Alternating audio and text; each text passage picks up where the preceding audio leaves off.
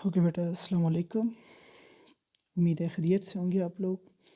Okay, सबसे पहले जो है वो आज का हमारा टॉपिक जो है वो लॉसेस इन ट्रांसफार्मर से रिलेटेड है।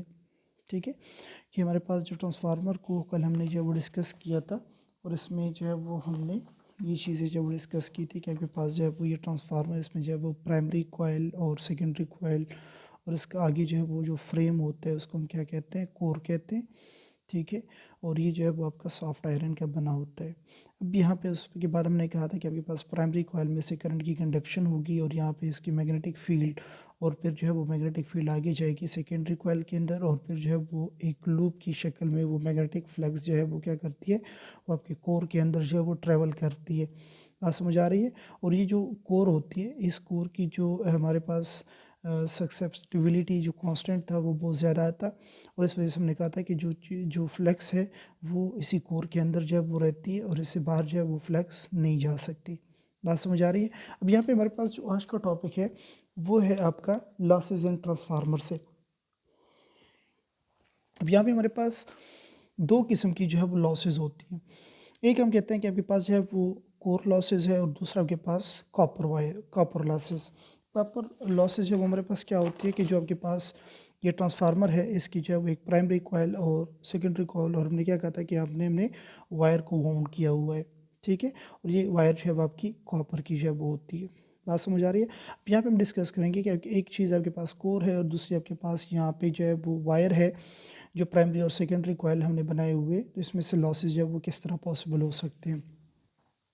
ठीक है, अब यहाँ पे हमारे पास क्या होता है कि जो कोर है, जो फ्रेम है, उसमें से क्या चीज़ होगी, वहाँ पे उसमें जो है वो आपकी मैग्नेटिक फ्लक्स होती है, सारी अल्टरनेटिंग फ्लक्स होती है। ठीक है, वहाँ पे आपके पास फ्लक्स जो है वो ट्रेवल करती है और प्राइमरी से सेकेंडरी में जाती है। ठीक है, इस वजह से हम क्या कहते हैं कि कोर में जो लॉसेज होती है वो किस वजह से होती है, alternating flux. Alternating flux mean कि हम जो है वो करंट को चेंज करेंगे, और करंट में वेरिएशंस की वजह से सेकेंडरी कॉइल के अंदर बाई म्यूचुअल इंडक्शन फिनोमेना जो है वो पोटेंशियल जो है वो क्या होती है, वो इंक्रीज़ होती है, स्टेप अप होती है या स्टेप डाउन होती है।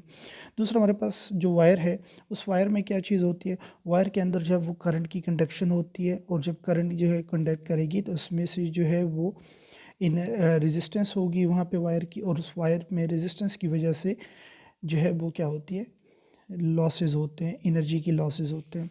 अब यहाँ पे सबसे पहले जो है वो हम डिस्कस करते हैं कि आपके पास कोर और आयरन, इसको हम क्या कहते हैं, कोर या आयरन और कांस्टेंट लॉसेस।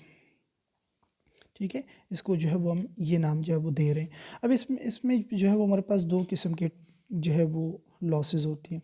एक को हम नाम देते हैं, आपके पास क्या चीज़ है, एक आपके पास है हिस्टैरिसीस लॉस। अब हिस्टैरिसीस लॉस में क्या होता है, हिस्टैरिसीस लॉस जब आपके पास वो प्रोसेस है जिसमें आपके पास कोई मटेरियल जो है वो पहले मैग्नेटाइज होता है। ठीक है, और उसके बाद उसने जो है वो डीमैग्नेटाइज होना है।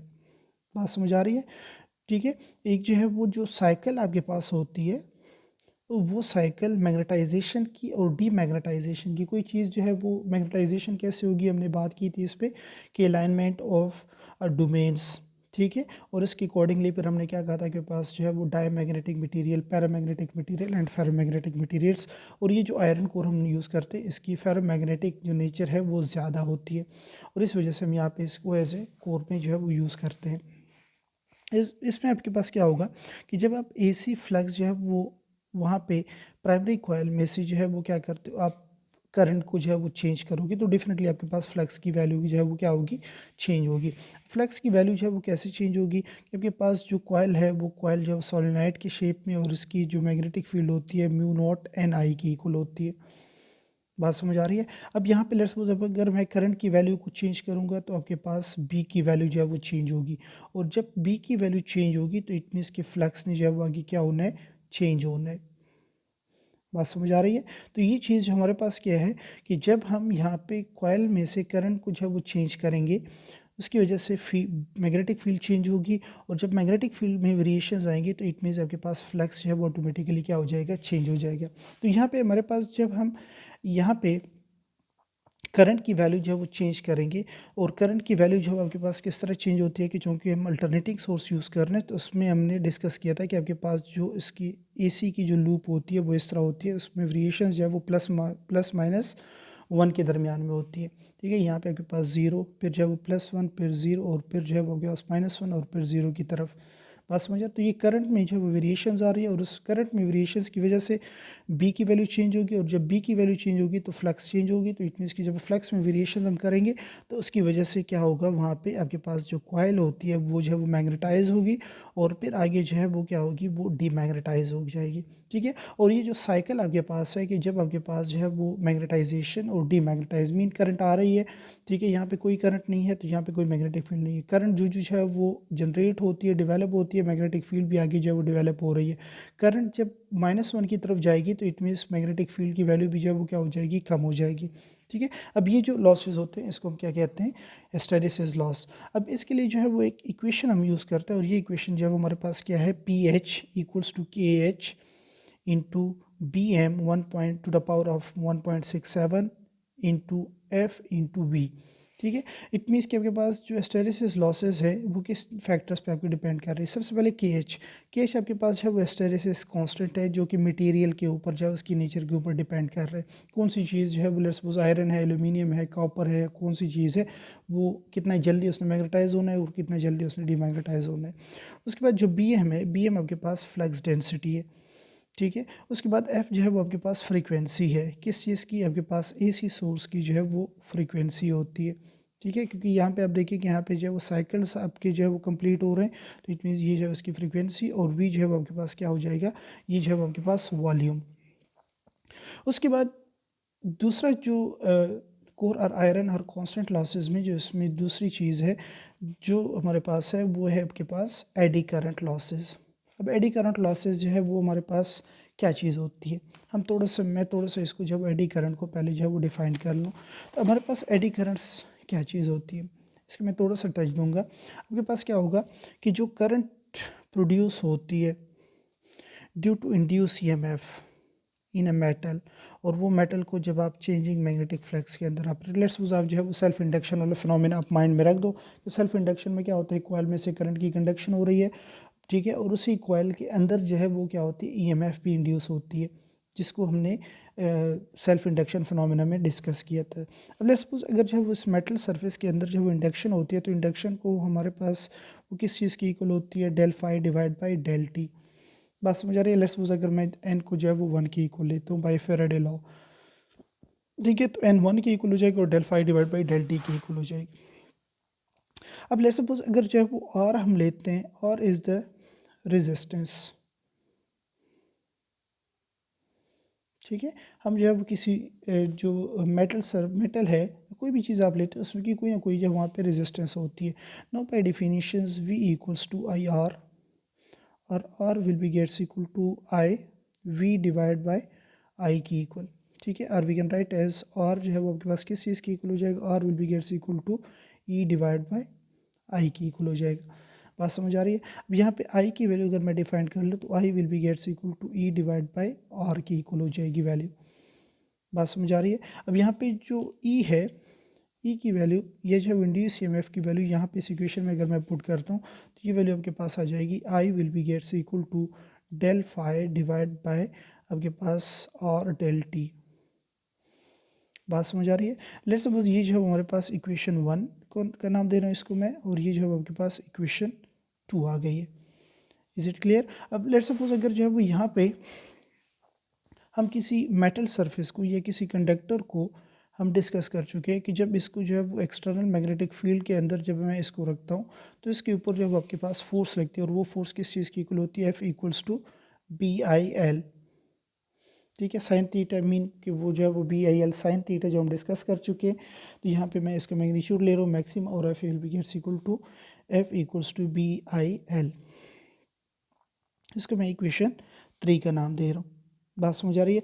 अब ये जो मैग्नेटिक फोर्स लग रही है, ये मैग्नेटिक फोर्स जो है वो क्या करेगी, इस जो आपके पास मोशन ऑफ द कंडक्टर है, motion of the conductor mean कि अगर आप इस B को जो है वो कांस्टेंट लेते हो, ठीक है, ये आपके पास जो है वो मैग्नेटिक फील्ड है, इस मैग्नेटिक फील्ड को अगर आप जो है वो कांस्टेंट लेते हो, बात समझ आ रही है, और हम जो है वो यहाँ पे क्या कर रहे हैं, इस कंडक्टर को जो है वो क्या कर रहे हैं, मूव कर रहे हैं, जिस तरह हमने फेराडे लॉ में जब वो डिस्कस किया था कि आपके पास ये जो है वो गैल्वेनोमीटर कनेक्ट होती है। ठीक है, उसके बाद यहाँ पे हम जो है वो एक मेटल रॉड जो है वो लेते हैं और इस मेटल रॉड को लेफ़्ट राइट जो है वो क्या करते हैं, मूव करते हैं। अब यहाँ पे क्या होगा कि जब आपके पास इस मेटल रॉड के अंदर जो इंडक्शन हो रही है रेट ऑफ फ्लक्स की वजह से, उसकी वजह से जो वहाँ पे करंट जनरेट हो रही है, ठीक है, वो करंट जो है वो क्या करेगी, उस करंट की वजह से आपके पास इस कंडक्टिंग रॉड के ऊपर जब एक फोर्स लगती है, ठीक है, और ये फोर्स जो है वो क्या करेगी, इस कंडक्टिंग रॉड की मोशन को जो है उसने क्या करना है, अपोज करना है, ठीक है।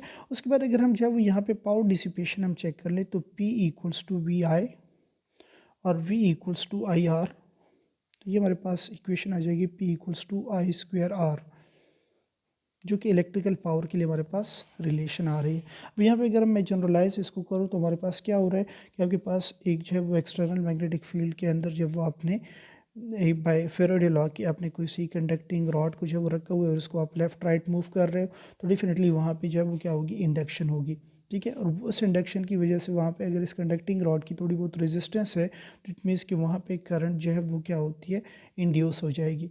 उसके बाद जो है वो आपके पास जो करंट इंड्यूस हो रही है, तो करंट इंड्यूस होने के बाद जो है वो क्या करेगी, वो definitely according to Lenz law उसने क्या करना है, उसने अपोजिशन ऑफर करनी है। इट मीन्स कि अब according to Lenz law induce EMF will always opposes its cause. और जब करंट जो है वो यहाँ पे फोर्स लगा रही है, तो इट मीन्स अगर करंट वहाँ पे फोर्स लगा रही है अपोजिशन के लिए, तो डेफिनेटली जो जो फोर्स लग रही है आपकी इंड्यूस ईएमएफ की वजह से, ठीक है, वो फोर्स जो है वो क्या करेगी, वो डेफिनेटली आपकी पावर को डिसिपेट करेगी। बात समझ आ रही है। तो ये हमारे पास जो है इसको हम क्या कहते हैं, एडी करंट कहते हैं, जो कि इंड्यूस ईएमएफ की वजह से वहाँ पे क्या हो रही है, इंड्यूस हो रही है, और उस वो करंट जो है वो क्या कर रही है, पावर को जो है वो लॉस कर रही है। Is it clear. तो ये हमारे पास जो है एडी करंट का जो है वो छोटा सा इसका कंसेप्ट मैंने आपको दे दिया है। अब यहाँ पे हमारे पास जो एडी करंट लॉसेस है, वो हम पहले जो है वो एडी करंट जो है वो डिफाइन करते हैं, the induce EMF in a core tries to set up eddy currents, जो भी हमने डिस्कस किया है, ठीक है, in a core and hence responsible for eddy current losses.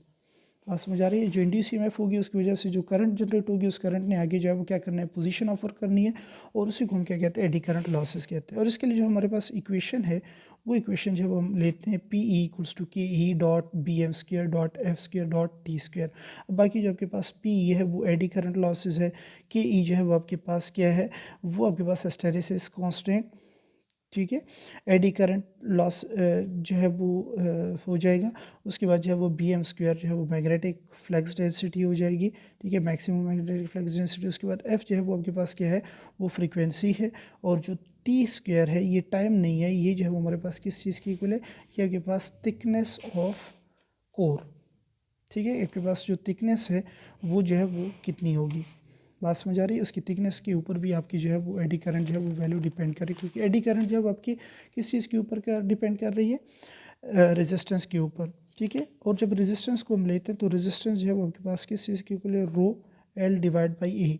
बात समझ आ रही है। तो इट मीन्स ऑटोमेटिकली आपके पास जो एरिया है वो आपकी जो है वो क्या कर रहा है, वो रेजिस्टेंस के साथ जो है वो रिलेटेड है, और रेजिस्टेंस जो है वो आपके पास रिलेटेड है किस चीज़ के साथ, वो जो है वो रेजिस्टेंस आपकी एडी करंट में करंट के साथ जो है वो रिलेटेड है। बात समझ आ रही है। सो व्हाट वी कैन से कि ये जो है वो आपके पास जो रेजिस्टेंस है, वो रेजिस्टेंस जो है वो थिकनेस की वजह से जो है वो मैटर करती है। बात समझ आ रही है। तो इट मीन्स कि यहाँ पे हम जो है वो अगर हम देखें तो हमारे पास जो फ्लक्स होती है, फ्लक्स जो है वो आपकी ऑलमोस्ट जो है वो फ्लक्स की वैल्यू कांस्टेंट होती है। क्यों? क्योंकि जो आप पोटेंशियल प्रोवाइड कर रहा है वो पोटेंशियल प्राइमरी में पोटेंशियल की वैल्यू कांस्टेंट होगी, तो उसकी वजह से जो रेट ऑफ फ्लक्स है वो भी जो है वो कांस्टेंट रहेगा। So we can say that the frequency is always constant. Frequency भी आपके पास कांस्टेंट होगी। इट मीन्स कि आपके पास जो साइकिल्स होंगे एसी के वो प्रॉपर जब इंटरवल में होंगे, ठीक है। तो यहाँ पे हम कह सकते हैं कि जो आपके पास हिस्टैरिसीस लॉसेज है और एडी करंट लॉसेज जो आपके पास है, ये हमेशा जो है वो कांस्टेंट लॉसेज होते हैं, ठीक है। और इसको मिनिमाइज या रिमूव करने के लिए हम क्या करते हैं, हाई ग्रेड कोर मटेरियल जो है वो यूज़ करते हैं। हाई ग्रेड कोर मटेरियल का मतलब क्या है कि आपके पास जो सिलिकॉन है, कोई सिलिकॉन आप यूज़ कर रहे हो, वो क्या कर रहे हो, किस तरह यूज़ कर रहे हो, आप उस आयरन कोर के ऊपर इसकी लेमिनेशन करते हो, ठीक है, लेकिन इसकी थिकनेस को आपने क्या रखना है, कम से कम रखना है। इसी तरीके से हम एडी करंट लॉसेस और जो आपके पास हिस्टैरिसीस लॉसेस है, इन दोनों की वैल्यूज़ जो है वो क्या कर सकते हैं, मिनिमाइज़ कर सकते हैं। दूसरी चीज़ जो हमारे पास आ रही है वो है आपके पास copper variables, copper are variable losses. अब ये जो है वो आपके पास दूसरी चीज़ क्या आ रही थी, दूसरी चीज़ जो है वो आपके पास आ रही थी ट्रांसफार्मर में आपकी जो है वो प्राइमरी एंड सेकेंडरी कॉइल्स।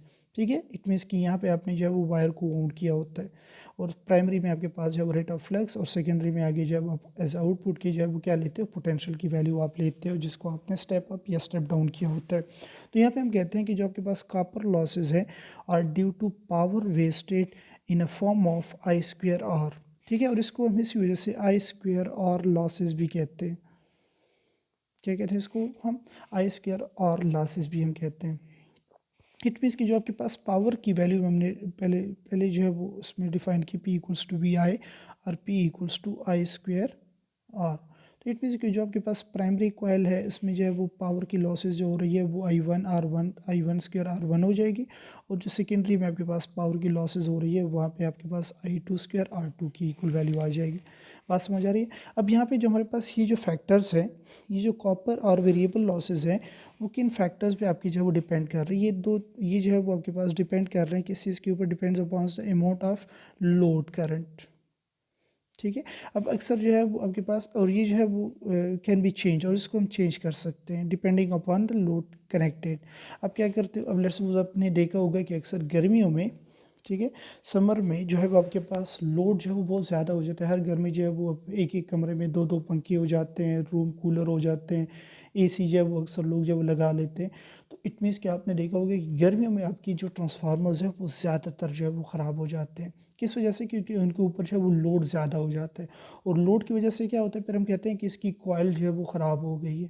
ठीक है, कॉइल ख़राब होना जो है वो किस चीज़ के साथ रिलेटेड है, कि जो आप उसके साथ कनेक्टेड लोड्स जो है वो ले रहे हो, कनेक्ट कर रहे हो, वो कनेक्टेड लोड जो है वो क्या कर रहे हैं, वो आपके पास जो है वो ट्रांसफार्मर के ऊपर जो है वो एक तरह का जो है वो बहुत ज़्यादा प्रेशर आ जाता है।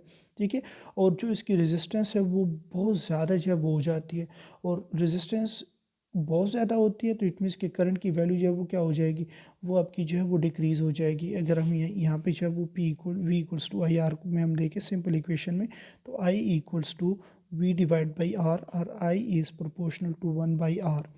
ठीक है, अब लेट्स सपोज गर्मियों में जो है वो आपके पास बहुत ज़्यादा लोड हो जाता है, लोड मीन की रेजिस्टेंस बहुत ज़्यादा हो जाती है, मीन अगर मैं इसको इन्फिनिटी कर लूँ तो something divide by infinity equals to zero, तो इट मीन्स कि वहाँ पे करंट की जो कंडक्शन होती है वो क्या हो जाएगी, वो जीरो के इक्वल हो जाएगी, और इस वजह से आपके पास जो कॉइल्स होते हैं वो क्या हो जाते हैं, वो ख़राब हो जाते हैं।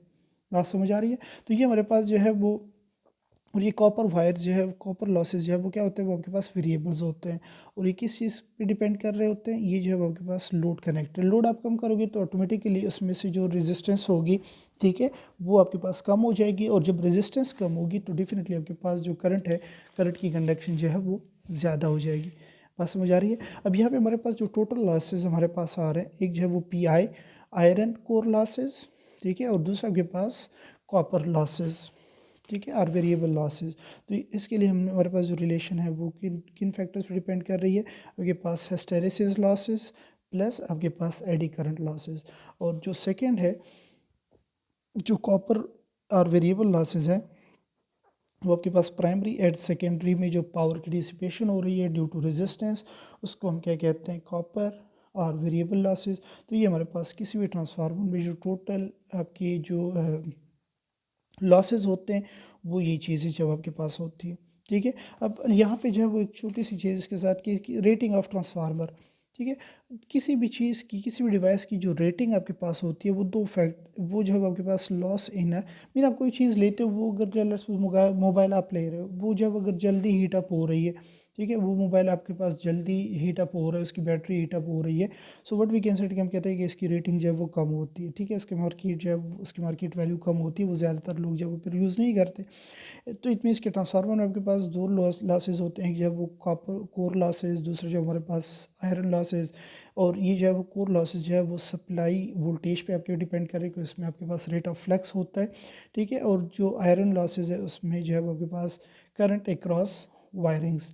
ठीक है, तो ये जो है वो हमारे पास क्या है कि ये जो जब हम इसको डिज़ाइन करते हैं तो डिज़ाइन के वक्त जो है वो ये सारी चीज़ें जो है वो हम क्या करते हैं, पावर लॉसेज जो है वो डिफाइन और डिस्कस कर लेते हैं। बात समझ आ रही है। लेकिन हमें जो है वो डिज़ाइन करते वक्त लोड का अंदाज़ा जो है वो नहीं होता कि लोड जो है इसके ऊपर हम कितना जो है वो यूज़ कर सकते हैं, अगर होता भी है तो उसको हम ज़्यादातर मैटर नहीं करते। ठीक है। तो ये हमारे पास जो है वो आपके पास कोई भी ट्रांसफार्मर, ये जब आपके पास लॉसेस, ठीक है, ये जब आपके पास कोई ट्रांसफार्मर जो है वो किस तरह डैमेज होता है या उसमें से जो एनर्जी है वो किस तरह आपकी उसकी वैल्यू जो है वो डिक्रीज़ हो सकती है। तो ये हमारे पास वो पॉसिबल फैक्टर्स थे जो हमने अभी जो है वो डिस्कस किए। होप सो इंशाल्लाह जो है वो समझ आ गई होगी। टेक केयर, अल्लाह हाफिज़।